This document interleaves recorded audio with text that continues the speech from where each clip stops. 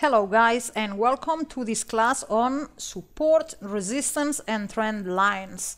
In this class I'm going to explain how they work and how you can set them on your own chart. So according to the classic school of trading, for a trend line or a support or resistance line to be a valid line, this line needs to have been touched at least 2 times by the price. Let me show you an example. For example, if we grab the horizontal line tool, we can draw a support line here, and this would be a valid line because it's been touched 3 times by the price. 1 time here, 2 times here, and 3 times here, and actually 4 times here, right? So this line acted as a support or resistance at least 2 times. 2 times would be the minimum, and according to the classic school of trading, the more touches the line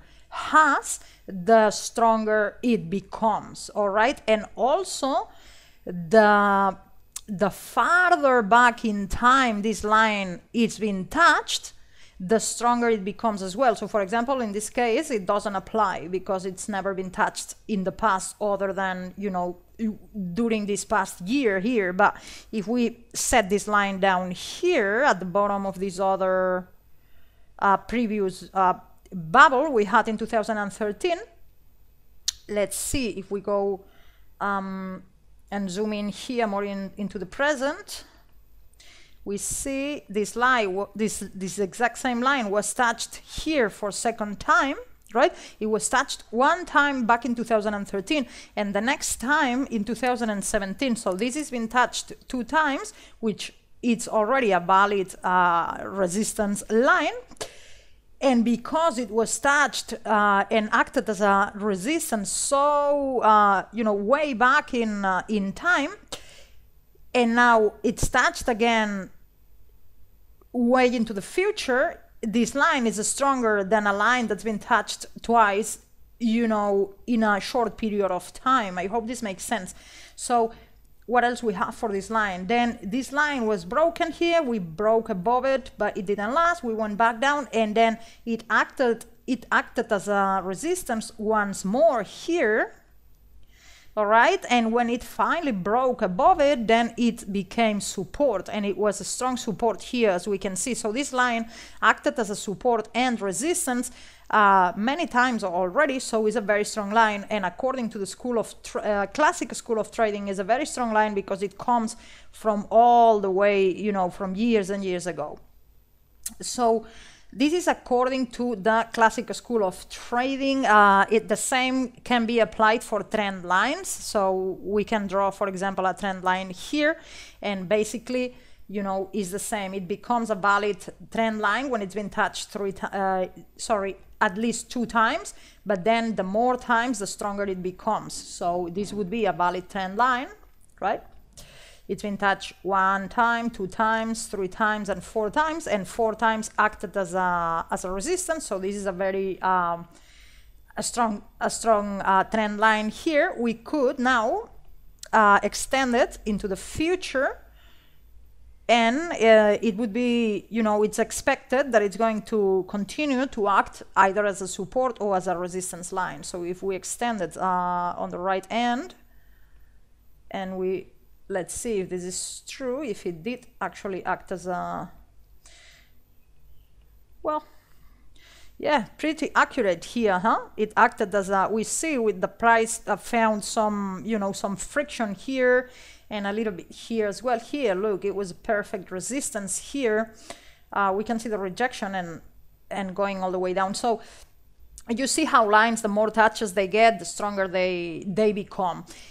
And I insist, this is according to the classic school of trading, because according to the modern school of trading, this is not true.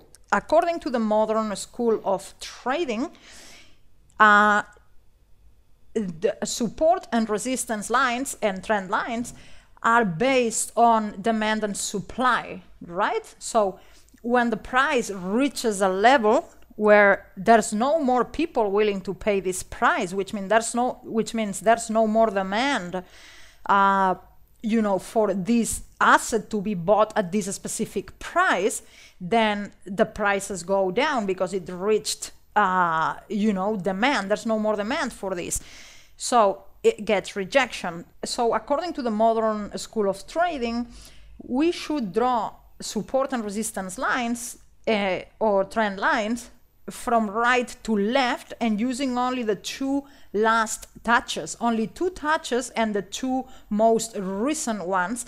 And this is because they say, which makes sense, that the demand and supply for whatever asset we're looking at, the demand and supply for this asset at this point in time, now in 2018, is not the same demand and supply we had back in 2013, for example. So the most recent the touches, the more accurate, the demand and supply prices are going to be. Hopefully this makes sense.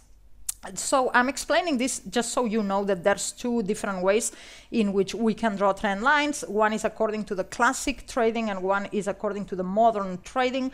I don't favor one or the other one, but the strategy that I use, the general strategy that I use for swing trading, it belongs from the classic school of trading, which is the moving averages strategy.